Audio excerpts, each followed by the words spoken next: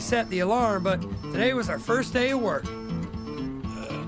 Rise and shine, hands off mine, Randy, hands off mine. Do you remember the feeling of watching My Name Is Earl for the first time when NBC dared to gamble on a quirky sitcom about a mustached loser driving an old car convinced the universe was punishing him and that the only way to survive was to become a good person?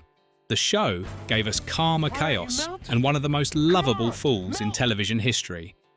But have you ever wondered why Earl never opened his eyes in any photograph throughout 4 seasons?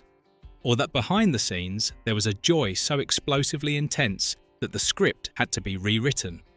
And the biggest shock of all, My Name Is Earl actually had a completely different ending. An ending that was never aired because NBC cancelled the show midway through, as if they themselves no longer believed in the cosmic justice the series preached. Today, we're going to look back at the 20 strangest facts about My Name Is Earl. Details you might have laughed off back then, but which on rewatching may make you want to start all over again from episode 1. 20. Jason Lee was once a legendary skateboarder before becoming Earl Hickey. Back when My Name Is Earl first aired, I didn't think much about Jason Lee. In our memories, he was simply Earl, the thick-moustached man in a faded flannel shirt, moving awkwardly as if he were always half a beat behind the world. Earl didn't look like a designed character. He looked like a real person who had wandered onto television by mistake. That feeling wasn't accidental. Before becoming Earl Hickey, Jason Lee had lived an entirely different life. He grew up on asphalt with failed skate tricks with the sound of wheels scraping against concrete. Lee was a professional skateboarder and a co-founder of Stereo Skateboards, an icon of 1990s street skate culture where everything was raw-free and required no permission. And when Jason Lee stepped into My Name Is Earl, he didn't play Earl. He brought his whole self into the role. The careless attitude, the distant gaze, the slightly off-balance stance, like someone who never learned how to please anyone. All of it was residue from skate culture. Earl Hickey wasn't created on a soundstage. He was forged on the streets. 19. Earl almost didn't have a mustache. When I think of Earl Hickey, the first thing that comes to mind isn't the beat-up El Camino, nor the karma list, it's that thick mustache. And yet, ironically, that iconic detail almost never existed. Jason Lee strongly opposed the mustache. He feared it would turn Earl into a visual idiot, the kind of character people laugh at the moment he appears. For Lee, who came from street skate culture and always avoided easy stereotypes, a mustache meant the risk of being boxed into a silly role for the rest of his life. But the producers saw what Lee didn't. In an era when sitcoms were filled with interchangeable faces, they needed an instant visual identifier. One glance and the audience had to know that's Earl. No dialogue, no introduction. In the end, Lee agreed to compromise. And a paradox emerged. The mustache didn't swallow the character it defined him. It made Earl look like a real person from some small town, clumsy, stubborn, but trustworthy. Earl changed to become a better person. The mustache, on the other hand, it was perfect from the start. 18. The name Earl was a handwriting mistake. Have you ever thought that the name Earl sounds odd, a little funny, and strangely fitting for an unlucky man who believes in karma? A name that isn't heroic isn't cool, and carries no hint of glory. It sounds like it was born to belong to a life full of stumbles and trouble. But back when we turned on the TV to watch My Name Is Earl, how many of us ever asked, what if Earl wasn't named Earl? The truth is, he was never meant to be called that. He was supposed to be named Carl, like his father, a normal, safe name with nothing remarkable about it. But because of a tiny mistake on his birth certificate, the letter C, written too much like an E, his entire life veered onto a different path. No accident, no curse, just a wrong stroke of the pen. And so Carl disappeared. Earl was born. Rewatching this detail now, I realise how unsettling it is. My Name Is Earl doesn't say our lives collapse because of big decisions. It whispers that sometimes destiny begins with mistakes so small no one bothers to fix them. And for Earl Karma, may have started right from his name. 17. The lottery idea began with losing something.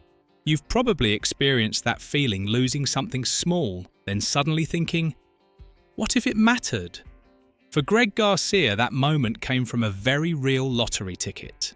Before My Name Is Earl was ever written, Garcia once lost his lottery ticket. He didn't know whether it had won or lost. There was no climax, no answer. Just a painfully ordinary thought.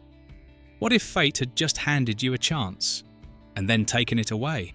From that question, Earl Hickey was born. A man who lives badly suddenly wins the lottery, but cruelly, at the very moment of his greatest luck, Earl gets hit by a car. As if the universe was saying outright, you don't deserve this yet. When Garcia pitched the idea to NBC executives, nearly rejected it. A sitcom about a loser who wins the lottery and then goes around doing good deeds. Too strange. Too risky. Unlike anything else on TV at the time. But Garcia insisted on keeping it, because to him the lottery ticket wasn't about money. It was fate printed on paper and the starting point of Earl's entire karmic journey. 16. Joy Turner was almost just a background character. Do you remember the feeling every time Joy Turner appeared on screen? She didn't even have to say a word, the room would tense up. The sharp voice, the eyes ready for a fight, and the unmistakable sense that things were about to go off the rails. But few people know that Joy was never meant to be that way. In the original draft, Joy was merely Earl's annoying ex-wife, a supporting role meant to create conflict and then disappear. A true background character. If everything had gone according to plan, you might have forgotten her after just a few episodes. Then Jaime Pressly walked in, and everything changed. Pressly played Joy with such ferocious energy that she couldn't be ignored. Aggressive, yet rhythmic, foolish, yet dangerous. The writers quickly realised they could no longer confine Joy to a minor role. So the script had to be rewritten. Joy evolved from a background character into the chaotic detonator of Camden County, a force that My Name Is Earl could not exist without. Joy wasn't created to pass through, she stayed and took over the role. 15. Earl never opens his eyes in any photograph. Have you ever noticed this Earl's driver's license? Family photos, mugshots. In every single one of them, Earl has his eyes closed. Back then, it was easy to dismiss it as a silly joke, a visual running gag for laughs. But in truth, it was a very subtle reference. My Name Is Earl was tipping its hat to Forrest Gump, 1994, where Forrest also never opened his eyes in any photograph. Two characters who seem very different yet are strangely alike. Both are carried along by fate. Both live decently by instinct.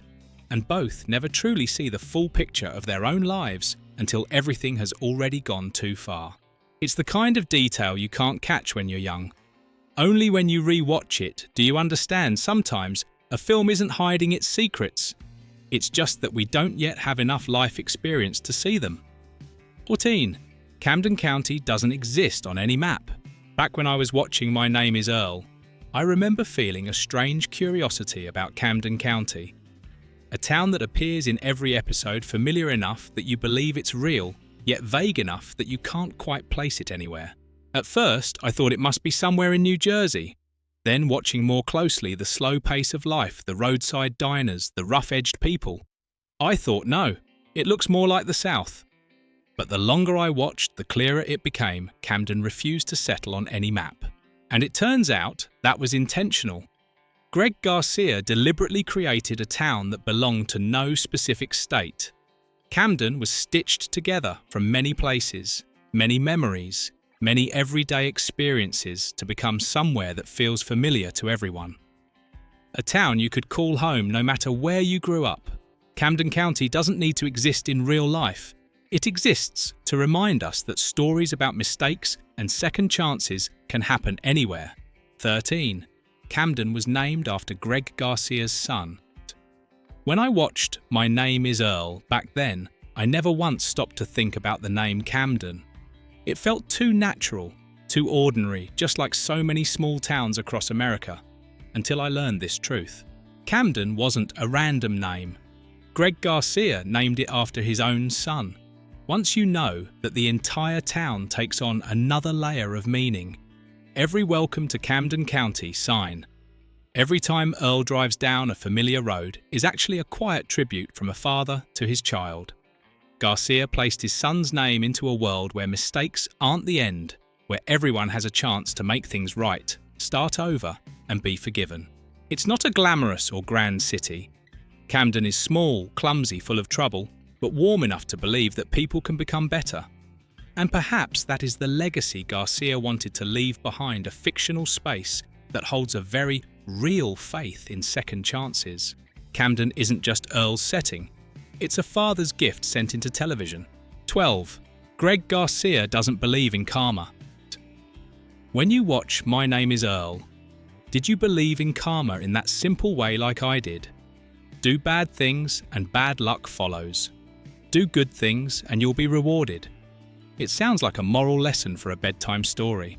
But ironically, the creator of the show doesn't believe in karma at all. Greg Garcia admitted that karma was originally just a comedic device, a convenient excuse to push Earl from one mess into another. No philosophy, no moral preaching, just comedy. Then the audience did something Garcia never expected. They believed it for real. People wrote letters, made lists, fixed mistakes in their own lives, started trying to live better simply because of a sitcom. And so karma evolved from a joke into a belief. Not because the writer intended it that way, but because the audience needed a reason to believe that doing good still matters. 11. Kentucky has palm trees. I remember the first time I noticed this detail, it was during an HD rewatch. Before that, on an old TV, everything was blurry enough for your brain to quietly patch over the inconsistencies. But then suddenly, something felt off. In the crab shack, in the photos on the wall, even in the opening credits. Palm trees. The problem is this Camden County is supposed to be in Kentucky, and Kentucky doesn't have palm trees. The climate doesn't allow it. Geography rejects it. Logic objects. So is this a continuity error? A misplaced prop or an intentional joke? My Name is Earl exists in a world where karma can be measured, where Randy can accidentally become a genius, where fate enjoys playing tricks. In a world like that, Kentucky having palm trees suddenly doesn't feel so absurd. Maybe Camden was never meant to follow the rules of the real world at all. 10.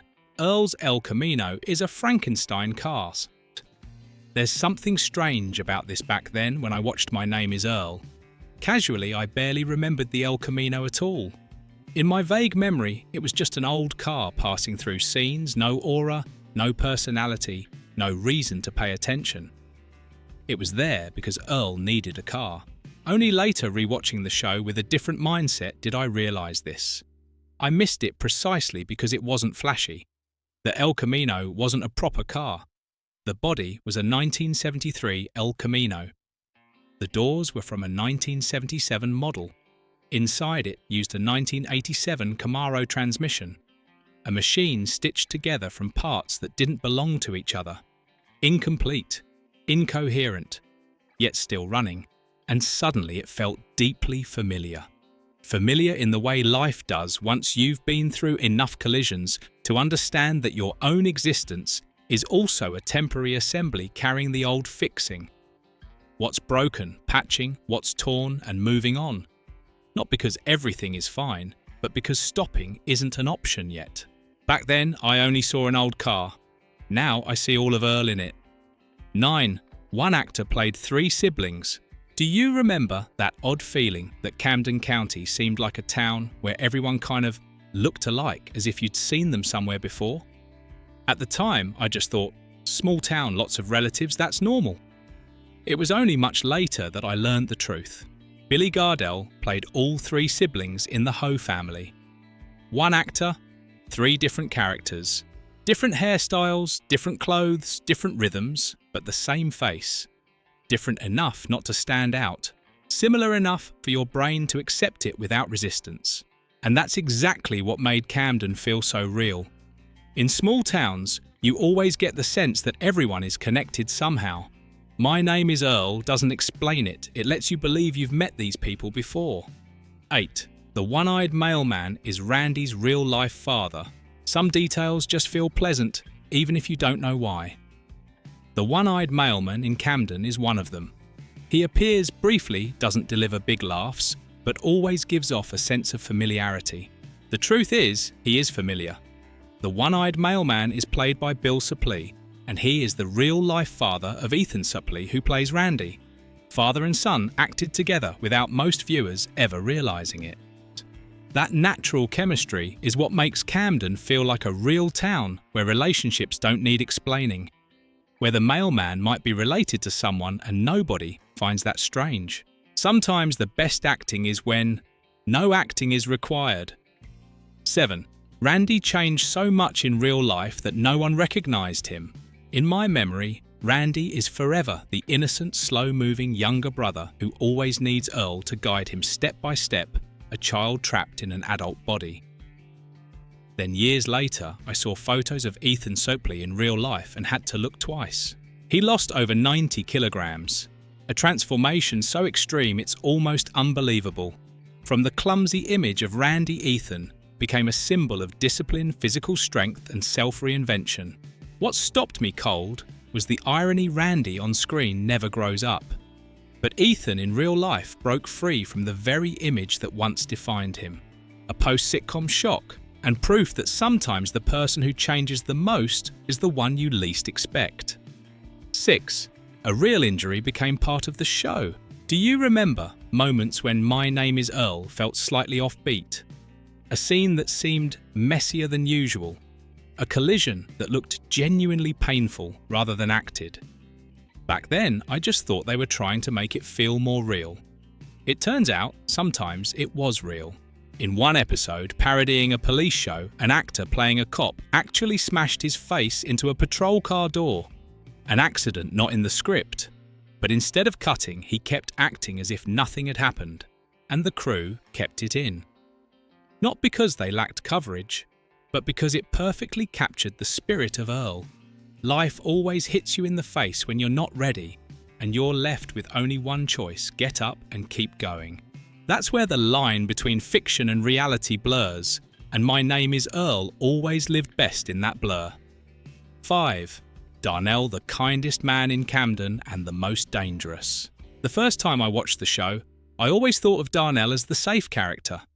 He's gentle, soft-spoken. He flips crab patties and offers calm advice. The kind of person you trust would never hurt anyone. Then the twist hits. Darnell isn't just the owner of the Crab Shack. He's a former CIA assassin living under witness protection. And once you know that the entire series changes colour. On rewatch, everything feels suspicious. The excessive calm, the eerily precise advice, the instinctive way he handles crises. Darnell was never gentle. He was trained not to reveal himself. In a town full of fools, the most dangerous person is the quiet one, and it's one of My Name is Earl's smartest reversals. 4. Big Chubby and Little Chubby, a joke not everyone catches. Some jokes in My Name is Earl make you laugh instantly. Others only work if you bring your memories with you. Big Chubby is played by Burt Reynolds. Little Chubby, his on-screen son, is played by Norm Macdonald. At first glance, it looks like fun casting, but for anyone who watched Saturday Night Live, this is a razor-sharp jab. Norm Macdonald spent years parodying Burt Reynolds on SNL, especially in the Celebrity Jeopardy sketches, and in My Name is Earl, Norm even wears the exact outfit from those parodies. The result? The man who mocked Burt Reynolds gets cast as his son. A perfect meta-joke. No explanation needed, no emphasis required. My Name is Earl is always like this. It never demands that you catch everything, but if you do, it rewards you quietly. 3. Every episode's end credit features Greg Garcia's real-life friends. Back then, you were probably like me. Once the episode ended, you reached for the remote. The end credits rolled by out of habit with no reason to stop. But My Name is Earl hid something kind-hearted in the place few people ever looked. At the end of every episode appears a small line Amigos de Garcia, alongside the image of a different person each time. Not actors, not characters, but Greg Garcia's real-life friends. There are 96 episodes, and there are 96 friends quietly honoured on television. While most series use end credits for logos and legal text, Garcia used them to say, "I remember you." A small gesture, but perfectly in the spirit of Earl spreading goodness without showing off. 2. Catalina isn't swearing, she's saying thank you. Everyone remembers how throughout the series, Catalina fires off rapid Spanish lines full of apparent rage. No subtitles, no explanations. Audiences naturally assume she must be swearing like crazy. The truth is the opposite. What Catalina says isn't profanity. It's thank you messages to Latino viewers, thanking them for watching, for supporting the show, for staying with it. A hidden tribute that only those who understand the language would catch. It's the purest form of My Name Is Earl's hidden karma, chaos on the surface, kindness underneath. A small gift for those willing to listen. 1. The ending of My Name Is Earl has existed since 2013. When NBC cancelled the show mid-run, we believed Earl's story had been cut off forever. The list unfinished.